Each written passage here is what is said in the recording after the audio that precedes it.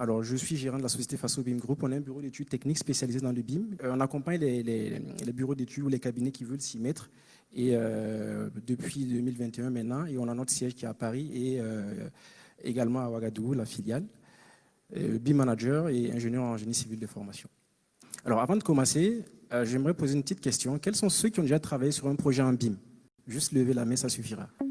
Ok, une personne.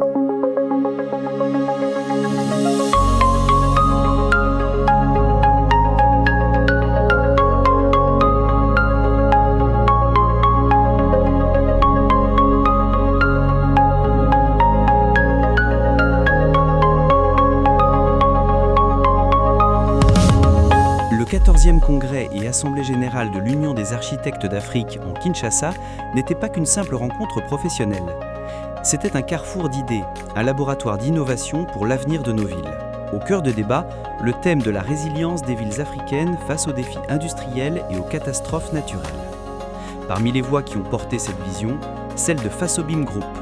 L'entreprise, avec son fondateur Fabrice Yangane, a su démontrer comment l'ingénierie connectée peut transformer notre manière de construire et de penser les villes. Monsieur Yangane a mis les pieds dans le plat. Il a brossé un tableau sans concession des faiblesses actuelles de la construction en Afrique. Les retards, les coûts qui explosent et les chantiers qui sont trop souvent le théâtre de gaspillage. On parlait ensemble des problématiques.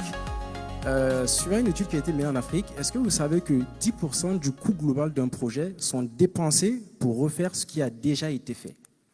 Ensuite, 25 à 50% du coût de construction correspondent à du gaspillage et à de l'inefficacité dans l'emploi des ressources humaines et matérielles. Une étude prouve que, couvrant 28 pays d'Afrique, indique que 79% des pays subissent des retards dans la livraison des chantiers. Quatrièmement, on observe des dépassements de coûts dans 75% des projets, accompagnés de retards dans plus de 72% des cas. Pour finir, 31% des projets sont même abandonnés. Alors, quelles sont ces causes en ce qui concerne les gaspillages? Premièrement, en phase conception, pour commencer, on a une dispersion, on a des données qui sont dispersées, c'est-à-dire en fait, on perd un temps en fait à collecter l'information. L'information n'est pas centralisée. Les études sont imprécises et mal calibrées. On a une approximation, ce qui réduit la qualité des projets et fragilise la capacité d'anticiper les risques. Troisièmement, on a la duplication et les saisies qui sont nombreuses, notamment entre l'architecte qui va faire sa maquette 3D et ensuite l'ingénieur qui va prendre des plans 2D pour recommencer tout à zéro.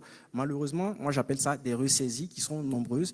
Alors, donc, on a une collaboration qui est fragmentée, ce que j'expliquais tout à l'heure. Cinquièmement, on a une réflexion stratégique qui est limitée. C'est-à-dire, alors, la conception souvent dictée par l'urgence. C'est-à-dire, on est tout de suite dans l'urgence en termes de conception. On ne met pas assez de temps en fait dans la conception. On pense vite au chantier. Pourtant, les plus grosses problématiques interviennent en phase chantier.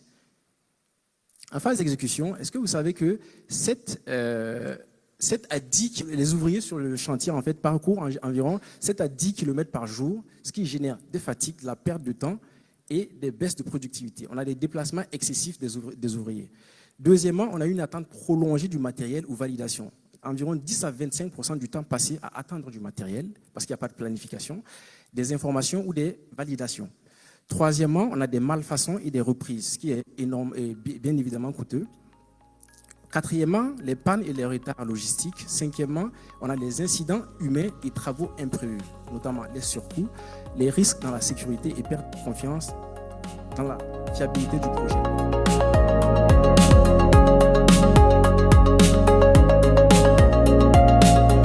Face à cette réalité, il a présenté une solution à la fois technique et stratégique, le BIM ou Building Information Modeling. Plus qu'un outil, le BIM est une méthode de travail qui centralise l'information et favorise la collaboration entre tous les acteurs d'un projet. Il a expliqué comment cette approche permet de détecter les problèmes en amont, bien avant que le premier coup de pioche ne soit donné. Alors le BIM, c'est un acronyme anglais comme nous le connaissons tous, qui veut dire Building Information M. En général, le plus connu, c'est modeling, mais le M, moi, je le définis pour trois choses, notamment M pour modèle, c'est-à-dire la maquette numérique, M pour modeling, la modélisation, et M pour management, le management du projet de façon générale. En ce qui concerne les données dispersées et non fiables, alors le BIM va centraliser et structurer l'information dans une maquette numérique.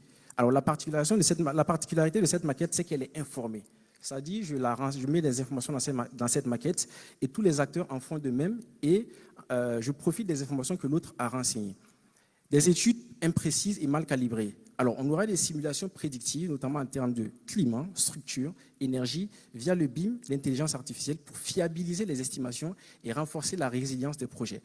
Les duplications et ressaisies, à travers le processus collaboratif et la maquette unique, on aura la suppression des doublons, une automatisation des métriques et quantitatifs. En plus, elles seront précises.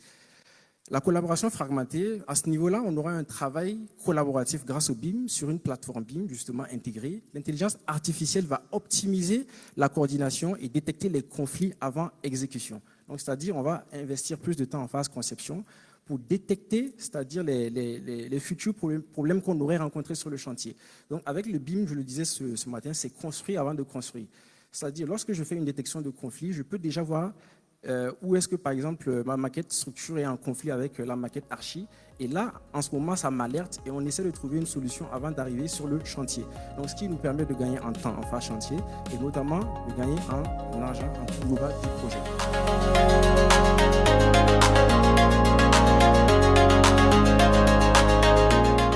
Pour Faso BIM Group, le BIM est un tremplin vers un urbanisme plus intelligent, inclusif et surtout plus résilient. En s'appuyant sur l'intelligence artificielle, l'entreprise propose d'aller plus loin pour optimiser les processus et anticiper les défis de demain. Alors, maintenant de la contrainte à la performance. Donc, pour moi, je dis que le BIM permet justement de répondre à toutes ces problématiques. Et comment? Premièrement, améliorer la qualité des projets. En centralisant, structurant et partageant efficacement les informations tout au long du cycle de vie du bâtiment. Deuxièmement, il nous permettra de maîtriser et piloter les projets en intégrant la conception, la planification, le suivi des coûts et la coordination des équipes.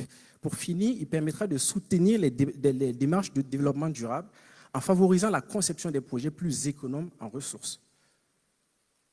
Quant à l'intelligence artificielle, il va venir compléter le BIM en offrant une capacité d'analyse avancée, une automatisation des tâches répétitives et une optimisation de la performance du bâtiment.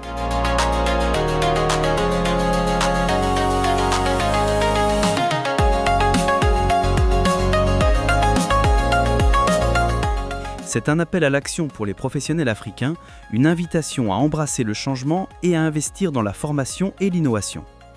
La participation de Faso BIM Group à ce congrès n'est pas seulement un honneur, c'est la preuve que l'Afrique a les moyens de construire son propre avenir.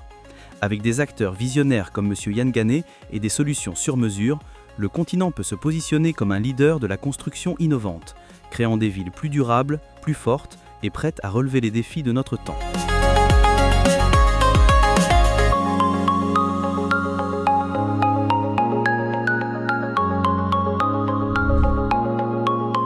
Faso BIM Group, get ready, we build innovation.